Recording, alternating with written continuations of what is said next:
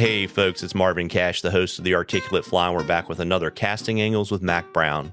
How's it going, Mac? I'm doing great, Marvin. How you doing tonight? Trying to stay out of trouble. It's funny, like literally I heard you zipping up your suitcase to go to Edison right before we started recording. Oh, yeah. We got home just basically enough time to get some laundry done and repack the bags, take care of feeding some animals, and we're leaving at about 5 a.m. to the airport over in South Carolina. Yeah, well, I'll be a day behind you, but we were both together at Denver and we had our own travel issues kind of getting back. I think this whole 737 issues really kind of messed things up, but the Denver show was really good. Oh, yeah, there's quite the buzz in the air in Denver. And I think getting out there was the fun part. I got a really good view of the Asheville airport for an extra 8 hours. And that was due to the 740, the planes you're talking about, and they're like delay right when I went through security. So, yeah, that was an epic journey going out there. Yeah, but, in Denver, it's a great show. And it's, it's probably in the fly fishiest part of the country. And it was really good energy. I know you really had a good time with your classes. That was the best. We had a lot of classes, and really everybody in there was, really passionate and motivated and taking notes. You didn't have to tell them to take notes. They all had notebooks and were writing down everything you'd say. And it was a wonderful, wonderful bunch. They were definitely super enthusiastic. Yeah. And, it's funny because we were talking before we started recording, one of the really great opportunities of these fly fishing shows is to basically invest in yourself and education. The internet's great for kind of just general stuff, but there's so many workshops, and then kind of the next level are those small group classes. And then even though they don't really do it, at the fly fishing shows, if you go fish with a guide or take a lesson from somebody like you in private, that's really kind of the progression to really kind of invest in yourself and up your fishing game. That's right. And also, starting in the industry as a guide, as a shop owner, as a, learning to row, all those things. And I wanted to talk with you a little bit about, I know you're doing the consulting, and let's tell the folks a little bit about that, because I know that went real good for you too. Yeah, it's interesting, right? So, if folks don't know, I'm a lawyer by trade and have spent probably half my career doing the business side of what I've did as a lawyer. And so I'm basically a business lawyer and have been kind of a businessman and entrepreneur. And, as I said at dinner on Sunday night, before I headed to the airport with everybody, I'll never be as good a casting instructor and angler as you are, or tie as well as Tim Flagler, or be a Landon Mayer. But, kind of what I try to bring to the fly fishing community is kind of that business experience. And so kind of one of the things I've started doing is, consulting and trying to help, manufacturers, retailers, influencers, and guides basically be more successful in the business, so that they can have some longevity. Because, Mac, we talk about this all the time. No one gets into fly fishing to get rich. No, that's right. And the thing is, that's a huge part of that too with the business side, Marvin, is you're so process oriented, which is what I love about you, is you're very process oriented. Like a lot of it's a rare trait. It's a very rare trait. The people that fish process oriented are all, they get very, very organized, very methodical in what they do. And the same thing's true trying to stay in this industry. The longer people stay in it, they're going to have to get processed and oriented in order to be successful. And I think for every success story, there's probably 10 that don't make it after 30, 40 years for the reason that they didn't have process. So I think that's a wonderful program, like what you're doing. If somebody could start out of college, like I get a lot of them through the guide schools that way, like 22, 23, full of passion, but they're not sure where to go. And a lot of that's back to the business. And I think that really serves people well, seeking you out. Yeah, it's interesting too, because everything I kind of do is process oriented. So I've actually got 2 talks in Edison, and they're both process talks. And, one of them is about, understanding trout and insect behavior to be more effective. And then, there's another talk that's literally soup to nuts, like everything from keeping your gear organized so you can walk out the door with your fishing buddy in an instant to, how to approach water. So I kind of think about it a lot. And, one thing I would say, folks, in Edison, if you are in the industry, we've got a handful of meetings. I think there are a few left on Sunday. I'm going to meet with TrackFly.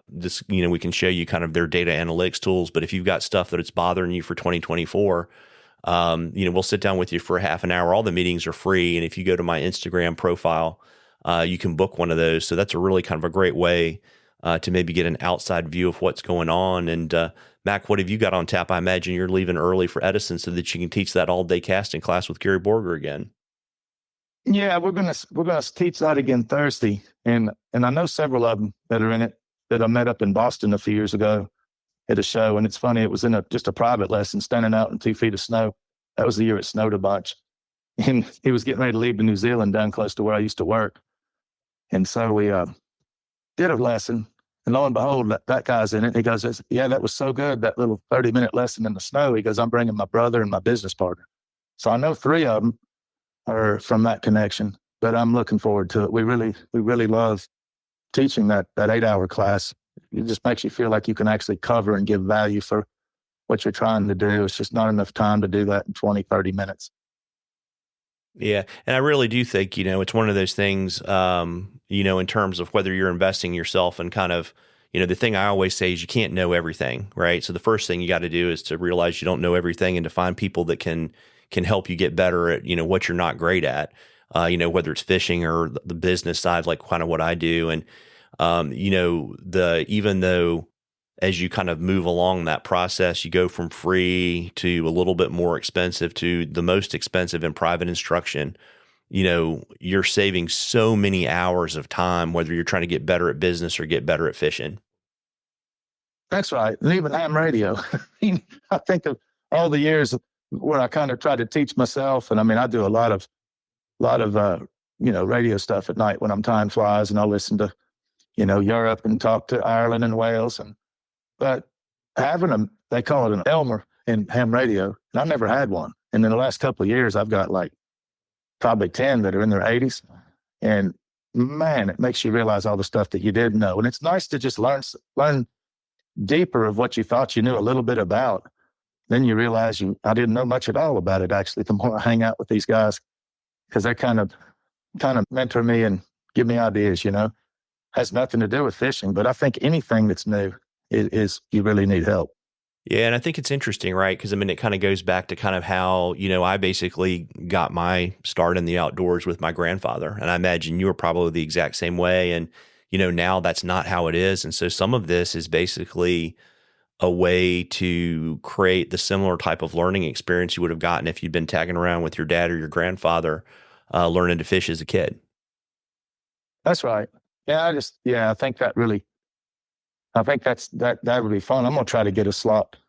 I'll try to get a slot with you Sunday, because there's always, things we're looking into, investigating the areas we try to go that may be a new frontier that nobody's really done. I just think all that takes a lot of process and thought, to put it together, then put it out there and try it. It's just like the all-day class you're talking about. That's never happened in the history of North America. And when I thought about it, I thought, I think it's a good idea.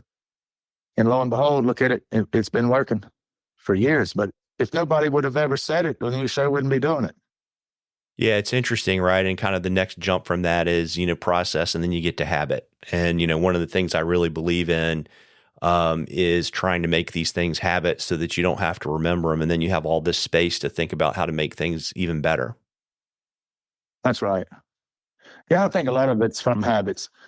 I think that's a good point. Yeah. So I know, Mac, that, this is my last fly fishing show. I will be at Bobbin in the Hood the following weekend, but I imagine you've got a few more shows left. We got a few more. We're going to do Atlanta the week after. Then I get a little bit of a break. I think it's a few weeks between there and Pleasanton, California, and then we'll go up to Detroit for the Midwest Fly Fishing Expo. So, yeah, we're looking forward to those. And yeah, for the listeners that are in California or near Atlanta, I know we're going to do the same all-day class the day before, and then classes and seminars and demos during the show. Stop if you see us and say hi. Yeah, and I would say, folks, I don't know if you're teaching the same sort of stuff out at the Midwest Expo that you do at the Fremsky shows, but, go, folks, and money well spent. Hit the website and sign up, because if there's spots left, one of them can be yours. That's right. I might try to get my boys to come down. They used to love going to the Atlanta show, and it would exhaust them. By the time we'd drive back Sunday, they'd be asleep as soon as I left the parking lot. But they would cast literally all the rods in there, before the show was over. And they're in school now. Back then, it was easy to pull them out of school, elementary school age. Now it's not quite as easy. Yeah, absolutely. Well, listen, I'm going to let you hop because I know you've got to get up at dark 30 to head to the airport, and hopefully you have an uneventful trip to New Jersey. And I will be tagging behind one day later, and I'll see you there, folks. If there's a show in your area, you owe it to yourself to go. Make the most of show season. While you can't get out on the water, tie some flies and invest a little bit in yourself. Tight lines, everybody. Tight lines, Mac. Yeah, tight lines, Marvin.